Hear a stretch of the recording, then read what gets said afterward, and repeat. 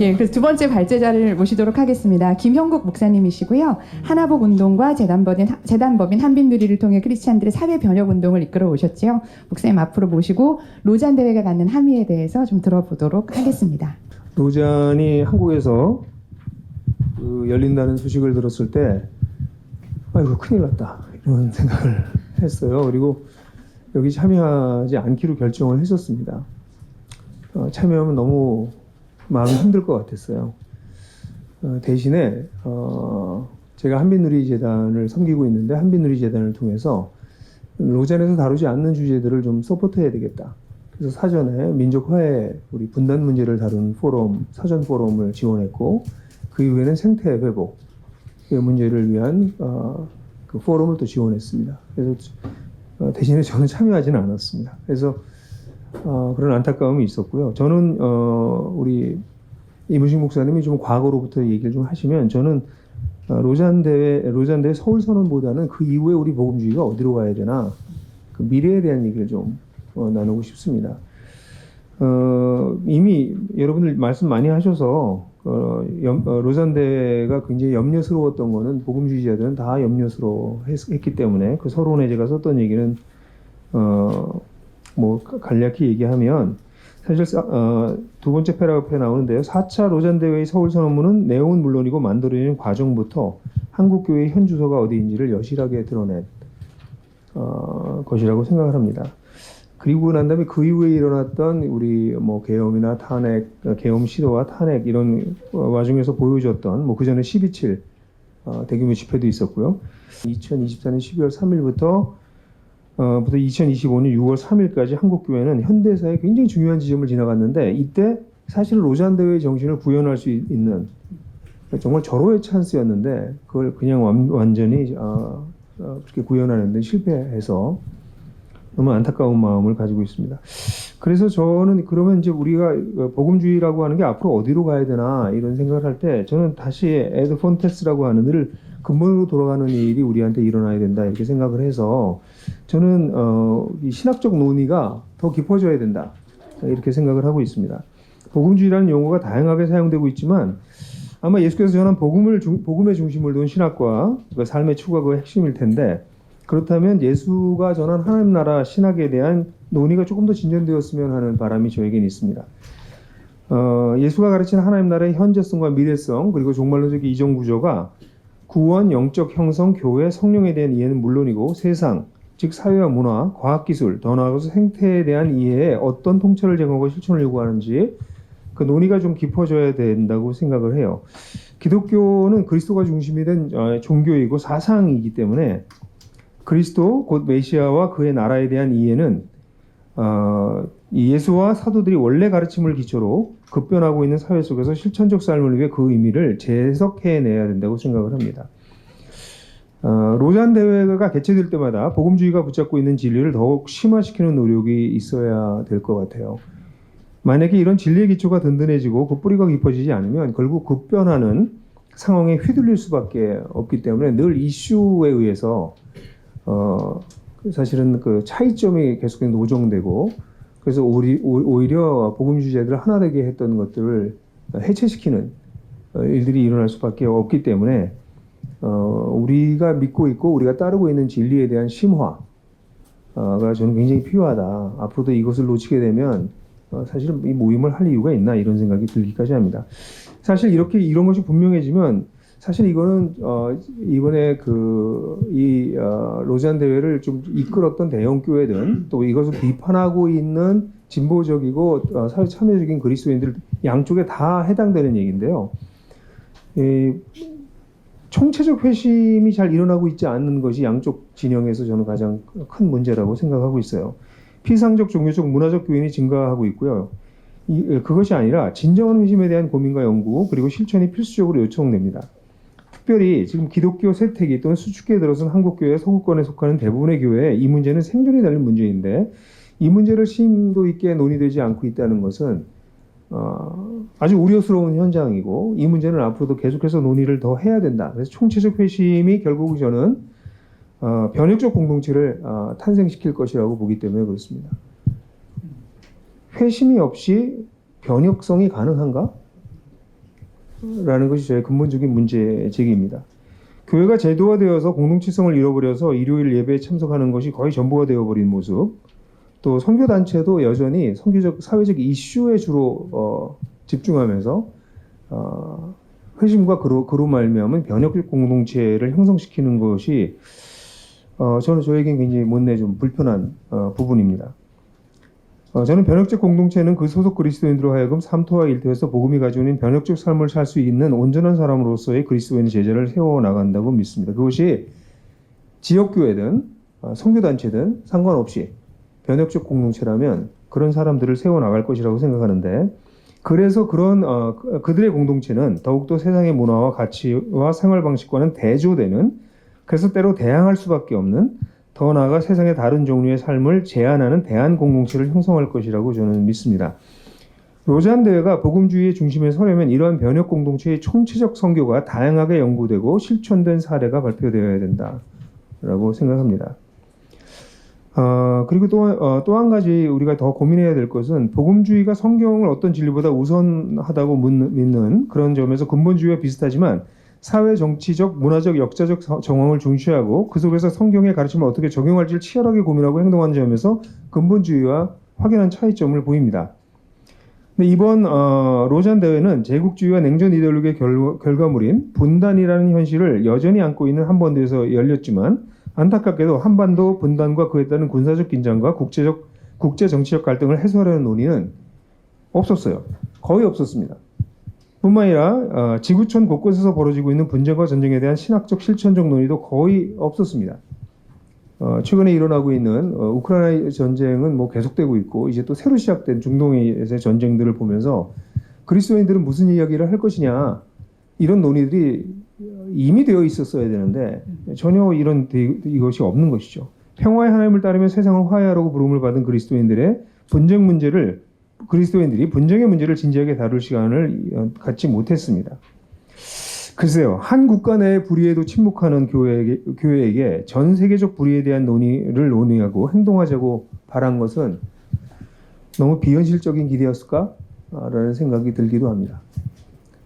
각 나라에 있는 복음주의 교회들이 각 사회에 있는 불의에 대해서 침묵하고 있는 것이 대부분의 복음주의 교회에서 나타나고 있는 현상인데, 이 세계적 불의에 대해서 행동하고 선언하는 이런 일들이 일어날 수 있나, 이런 고민이 됩니다. 그래서 저는 이 복음주의라고 하는 것이 정말 아름다운 단어라고 저는 믿고 있습니다. 이벤젤리칼리즘이라고 하는 단어가 아무나 쓰는 단어이긴 하지만 이 단어는 버릴 수 없는 너무나 소중한 단어인데, 이 단어의 의미를 신학적으로 또 실천적으로 다시 복구해야 된다. 심화시키고 재해석하고 재적용하는 일들이 기본적으로 앞으로 로잔 대회를 한다면 그것이 반드시 필요하다, 이렇게 생각합니다. 더불어서 좀 얘기하고 싶은 것은 좀 새로운 하나님 나라의 복음의 새로운 생태계가 좀 필요하지 않나 생각을 해요. 그거는 지금 거의 모든 나라에 복음이 전파됐고 이제는 후기 기독교 사회로 거의 대부분이 접어들고 있는 것이 아닌가라는 생각이 듭니다. 근데 거기에 걸맞는 교회론이 필요합니다. 아까도 좀 저는 이강일 목사님 말씀하실 때 약간 기분이 상할 뻔했는데, 로잔 대회 이번 선언은 지역교회 목사나 할 얘기다. 지역교회 목사를 뭘로 보길래 저렇게 얘기하나? 지역교회 목사도 그렇게 안 한다, 이런 얘기를 하고 싶었는데, 전 새로운 교회론이 좀 필요하다고 봐요. 예. 비서구권에서 일어나고 있는 부흥도 머지않아 서구권과 한국교회의 추이를 따르게 될 거라고 보여지고 있습니다. 그럼 종교개혁 이후에 500년 동안 지속되어 온 제도화된 교회에 새 생명을 좀 불러 넣는 것이 필요합니다. 지금까지 예배당 중심 또 목회자 중심으로 구성되었던 교회가 본질의 천착에서 좀 갱신되어야 된다고 저는 생각하고 있고요. 이미 출현하고 있는 삼토와 일토에서 성도 중심으로 구성된 비제도권 공동체에 대한 연구와 사례가 더 많아져야 되고, 제도권 교회와 비제도권 교회가 하나님 나라 복음을 중심으로 해서 서로 협력하면서 부족한 부분을 보호하는 공교회적 연대를 일으키는 새로운 생태계가 필요하다고 보여지고요. 당연히 이 생태계 안에는 교회 병영체 운동들, 그다음에 뭐 선교단체라고 할 수도 있겠죠. 그가 아주 중요한 축을 감당할 거라고 생각합니다.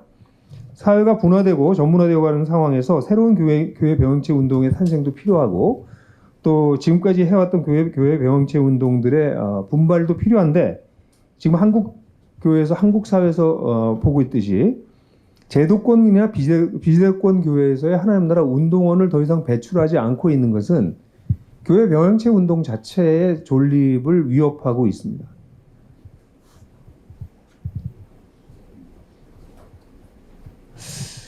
그래서 제도권 지역교회나 소규모의 비제도권 교회 그리고 교회 병영체 운동이 전략적으로 동역하는 것을 넘어서서 새로운 생태계를 형성하는 것에 대해서 논의를 좀 해야 된다고 생각합니다.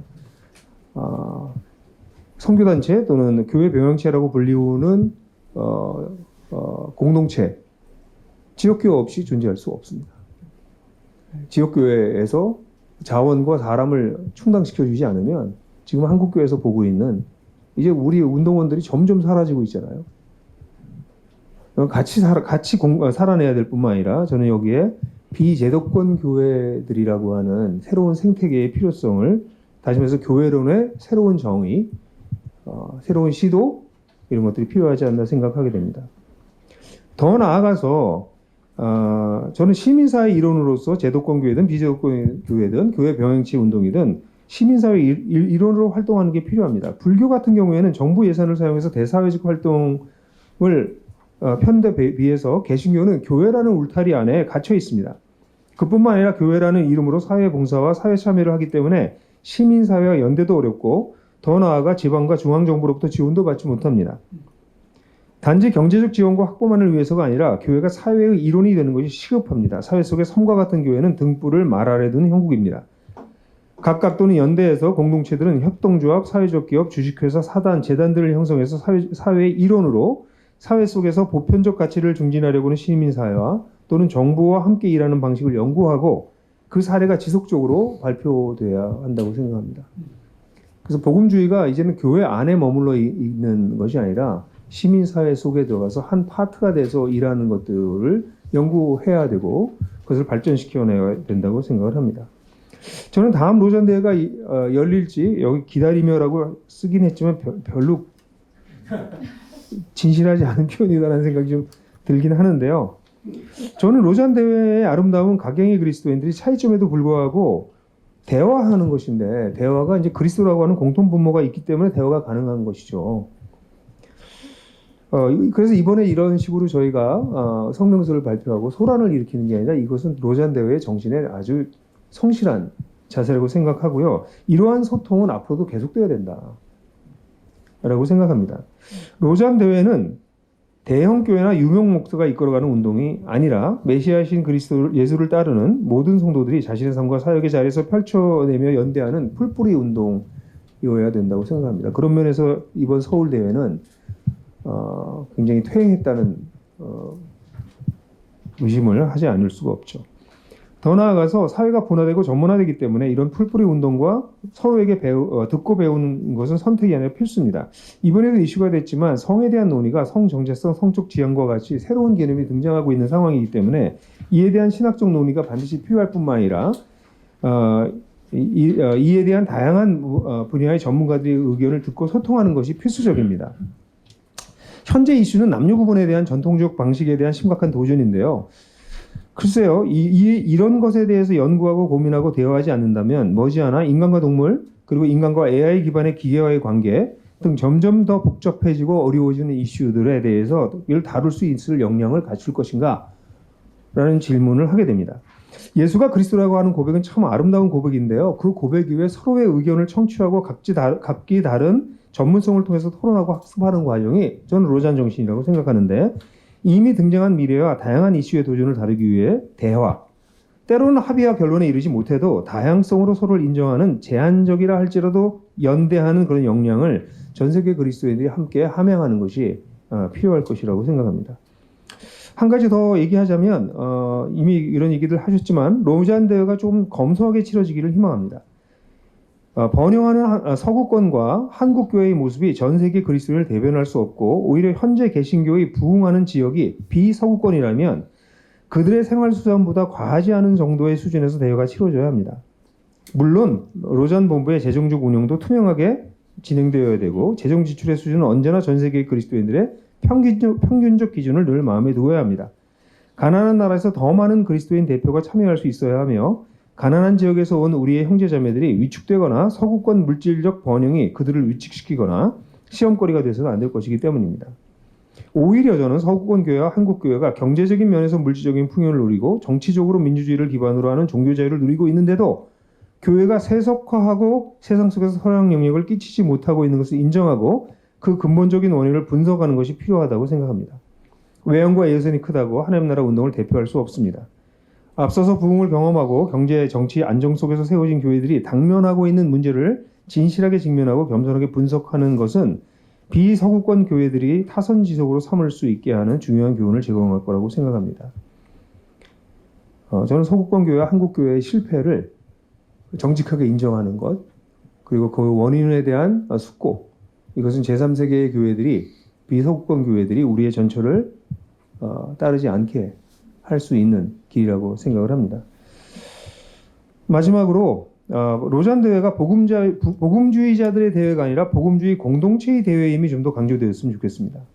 공동체에 속하지 않은 자들이 그들이 신학자이건 목회자이건 선교사이건 운동가이건 로잔 대회에 기여할 바가 많겠지만 로잔 대회는 복음주의 개인들의 대회가 아니라 복음주의 공동체의 운동이고 제도적, 비제도적 교회와 교회 병행체 공동체 대표들이 삶과 사역과 세상에 뿌리를 내리는 이야기를 나누는 공교회적 성격을 갖추어야 된다라고 저는 생각합니다. 예, 다음 로잔 대회가 열리길 바랍니다. 로잔 대회가 여기서 끝나는 것은 또는 이런 식으로 계속 퇴행하는 것은 정말 가슴 아픈 일입니다. 그러나 이번 서울 선언문을 만들면서 이 과정에서 우리가 배워야 했던 교훈을 우리가 얻지 못한다면 로잔 대회의 미래는 어둡습니다. 복음주의자들이 연대하게 했던 전 세계적인 운동의 촛대는 다른 곳으로 옮겨갈지도 모르겠습니다. 이번 성명서가 제기하고 있는 문제점에 로잔 대회를 섬기는 리더들이 진지하게 응답하길 바라고요. 그리고 그와 함께 로잔 대회가 지속되든 지속되지 않든 온 세계의 복음주의 형제자매들이 그리스도 안에서 각자 처한 현장에서 계속 분투하고 그 속에서 일어나고 있었던 사례들이 계속해서 발표되고 또 심화되는 연구와 논의, 기도와 행동이 지속되기를 바랍니다. 그래서 다음번 로잔 대회는 서울을 타잔지역으로 삼아서 한 단계 다른 복음주의자들의 연대가 일어나게 되기를 간절히 소망하게 됩니다. 감사합니다.